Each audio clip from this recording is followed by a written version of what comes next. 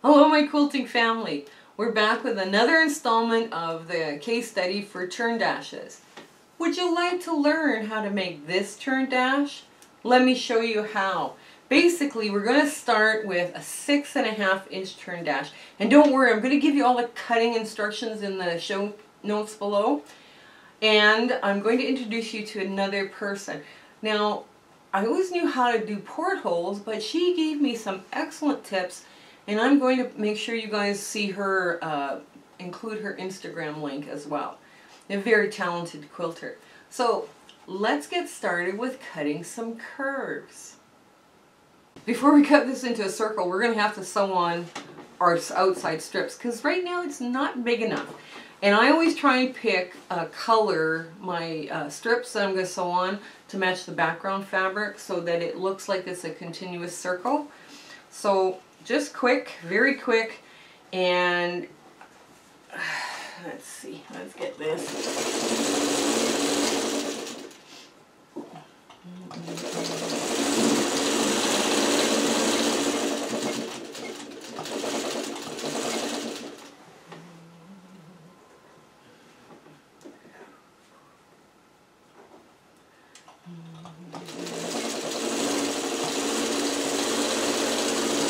And the way you put on your strips is you make sure you put your two little ones on first on either side of the block, then your longer ones. But don't worry about trimming it, because what's going to happen is that you're going to cut it into a circle, so any excess is going to be cut off. So it's a real cute way to do things.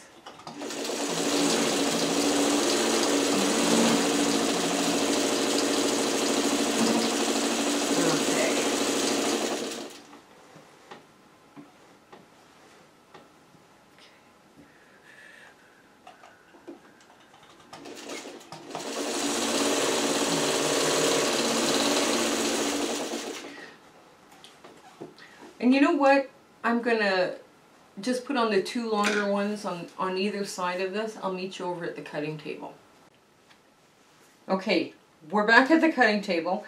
And I have pressed creases in this. I've not only sewn around those extra strips to make it bigger, but I've also pressed creases in it. Now the creases are going like this and like this on the diagonal right through the center of the churn dash. And basically I'm using these points in the middle of the square to make my seams, right?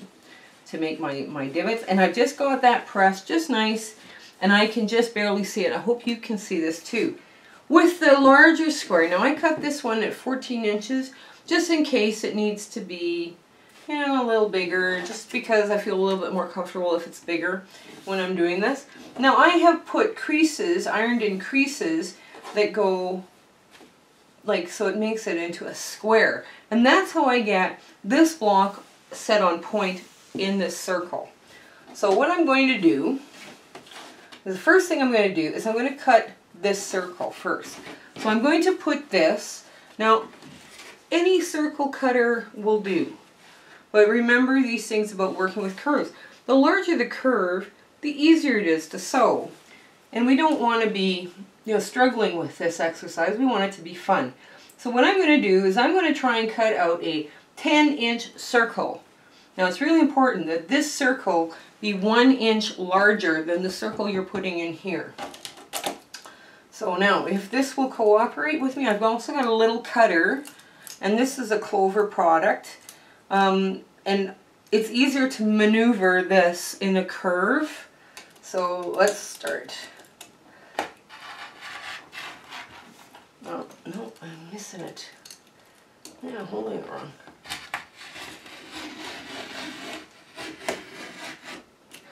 Now, if this worked, just like that. Just like that, we have a circle. Now, this we're throwing out. Now, when we put the... Now we're putting this on the fold as well, but we're cutting out only a 9-inch circle. And most of these circle rulers have a fold line. So you want that fold line right there, and you want to center it. So I'm going to cut the 9-inch, which is this one.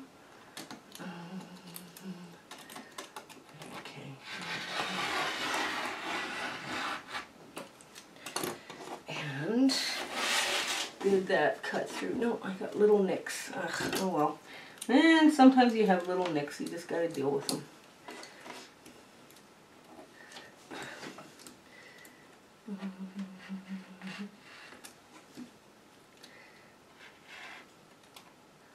Okay. And try not to mangle it too bad. Don't throw this away, this circle. This circle does not appear on this block, but you'll need it for next week. So don't throw this away by any means, okay? Just put it to the side. We'll be using it. Okay. So now when I was taught how to do this, this was one of these things where, well, you already have creases in, so you have 4 marks around your circle, right? But what my friend had showed me, and I'm going to give her her link to your, on here, to her Instagram account. And she was sitting there, line them up as best you can, and then do it again.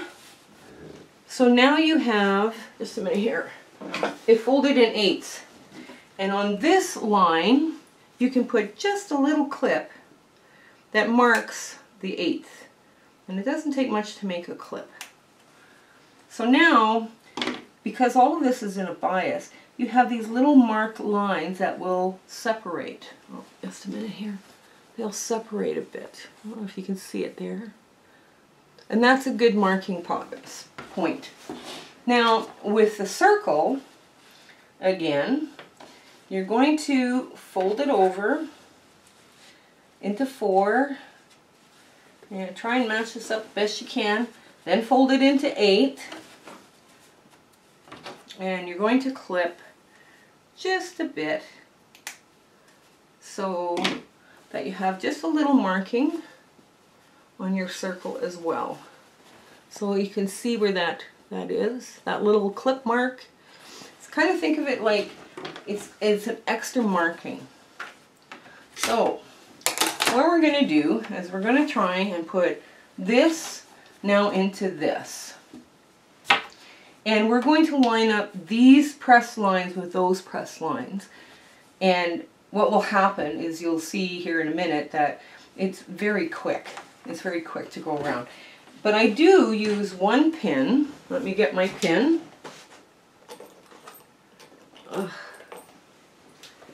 To mark my start. Now I found it easier to sew with the, what they call the pie crust, with the background on top. Other people find it easier to sew with the circle on top. It's up to you. But now let's head back. You see where I've pinned it? That's right on that fold line I did with my iron. So let's go back to the sewing machine.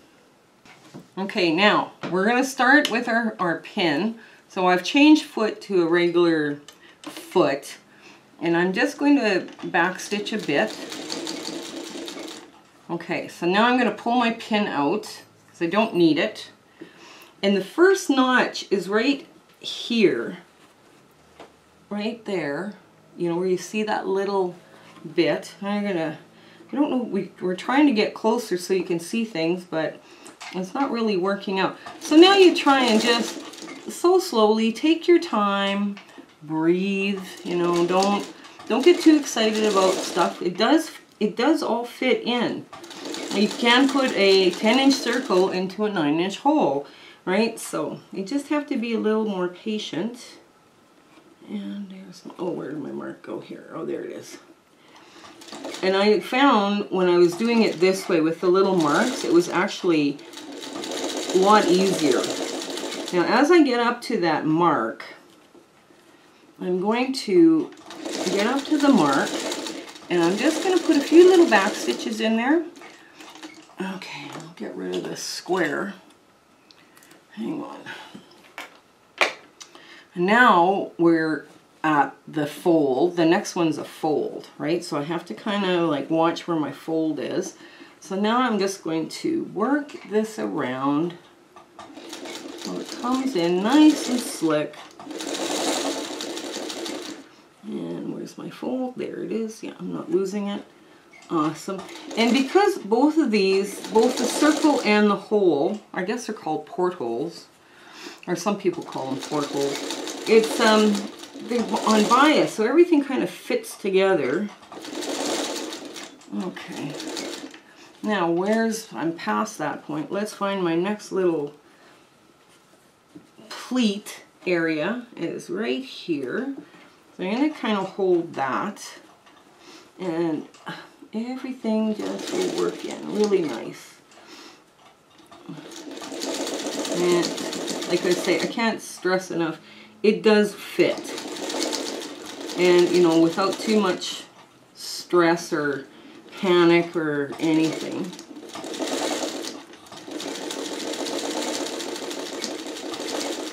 And because we're at a little nick or a notch, back stitch just a bit. Now I'm going to be looking for my next pleat. My next pleat is right there. So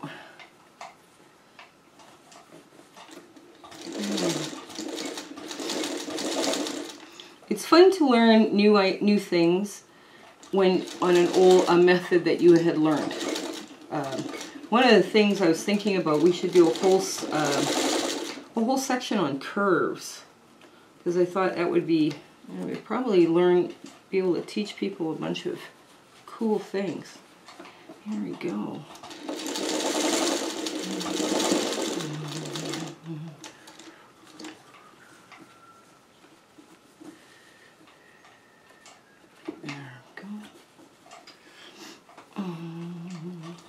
Anyways, if you're interested in learning how to do curves, put it in the show notes below. No.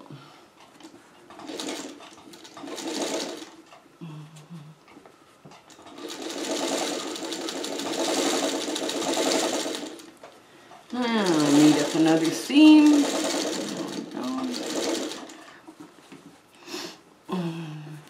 You just have to remember to slow down. So now I'm looking for another iron spot.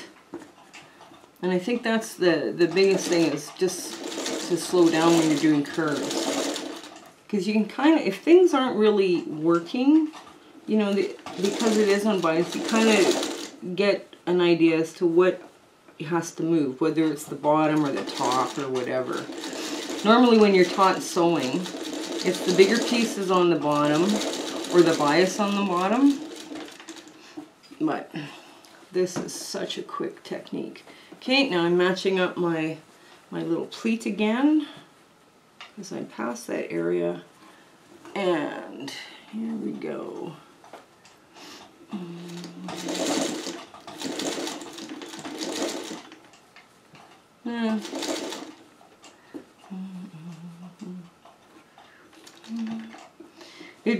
If you have a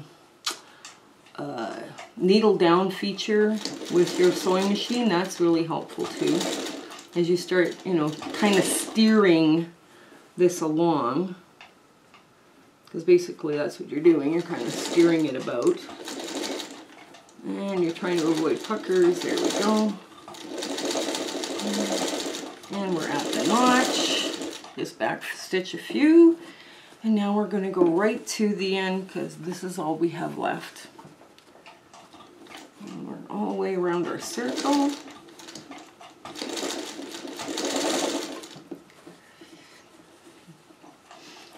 It's nice to sew something at a slower pace, because it kind of relaxes you a bit too, you know? You're not all worried about, you know, this or that. And this method is pretty forgiving. And you back stitch over. And I change feet right away, so I can get more squares and half square triangles, or 4 patches squares, I mean, and half square triangles. I saw a really cute pattern to put together, so I'm going to show you guys that when we get to that point. And here we go. I'm going to put that through.